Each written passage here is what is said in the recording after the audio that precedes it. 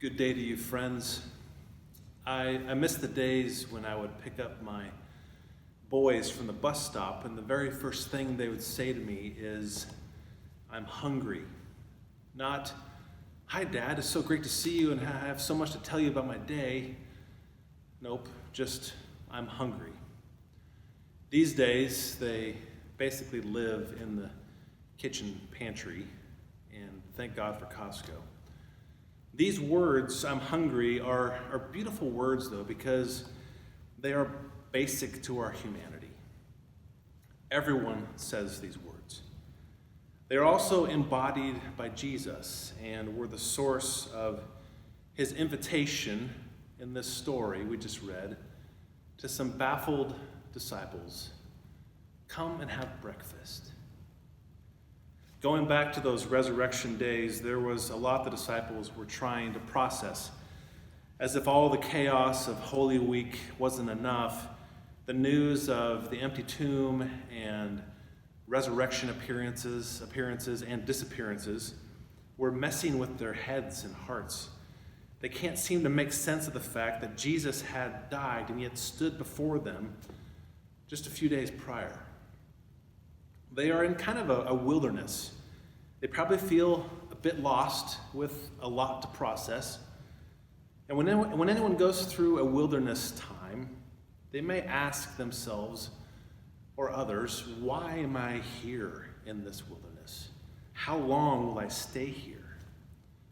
But maybe a better question is, where is God in this wilderness? I wonder, though, if these disciples were asking all of the above. Why, how, and where? At some point, they go back to the familiar and they do something that they know how to do. They go fishing. And maybe they're hoping for some simplicity or to see some kind of tangible result or just to get their minds off things. But even this attempt is a failure, because after fishing for many hours, probably all night, they caught nothing. And then some guy on the beach calls out to them. Have you found success? No? Well, try something different. Try the other side. And I imagine some eye rolling at the strange guy giving advice from the beach.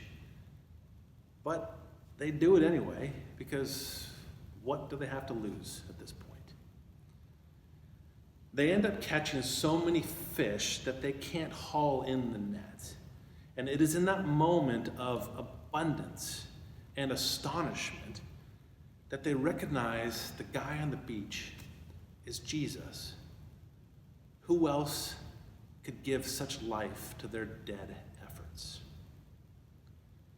After they all make it back to the shore, waiting for them on the beach is maybe the most important meal of their lives.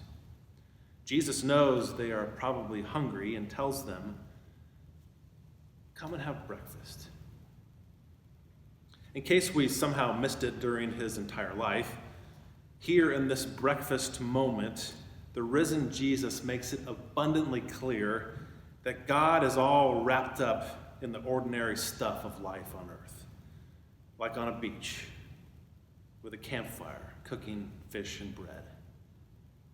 The Savior of the world, barely on the other side of the grave, invites his friends to eat food.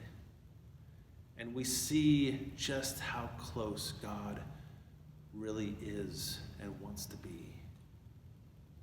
You see, all of our daily existence is beautifully ordinary. You teach, you go to school, you manage households, maybe you develop technology or design things, sell things, build things, clean things. You conduct surgeries, care for the sick, care for the elderly, care for children. You do research, you garden, cook, create art and music. Maybe you protect communities, change diapers, feed people. If Jesus is any clue, God is totally wrapped up in the ordinary stuff, the activities and tasks and jobs and responsibilities of our daily lives.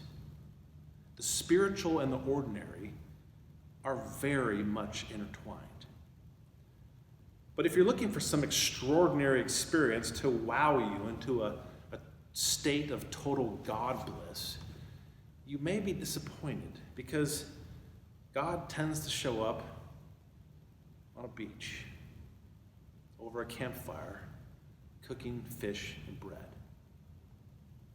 Which makes every time one of us, say, draws a picture or builds something or teaches a student or researches a new idea or washes a dish or rocks a child to sleep or cooks a meal, all very holy things, very holy acts. We are actually plunging ourselves into the fertile soil of God's world, where we see just how close God really is. In fact, throughout the biblical story, when people celebrated how God showed up in ordinary life, they would build an altar of stacked rocks. And these stacked rocks, called an Ebenezer, on the side of the road, in a field, or on a beach, would be assigned to anyone passing by in their travels to know that God was there and that God did something in that place. It was a reminder of just how close God is. Come and have breakfast, Jesus says. Breakfast is ready, and so is the world for a fresh take on God's proximity. Make no mistake, we are all sitting around that campfire on the beach, eating fish and bread, when Jesus, paralleling Peter's threefold denial of him just a few days ago, asked Peter 3 times, "Do you love me?" Simon Peter, do you love me more than these? Peter, do you love me? Peter answers 3 times in a positive way this time around. Of course I love you, Lord. Yes, Lord, you know that I love you. Lord, you know everything. You know that I love you. Then feed my lambs, Jesus says. Tend my sheep. If you love me, feed my sheep. A simple campfire breakfast on a beach shows how very thin the space is between heaven and earth. And in that thin space, Jesus is asking you and me the same question. Do you love me? We already know he loves us.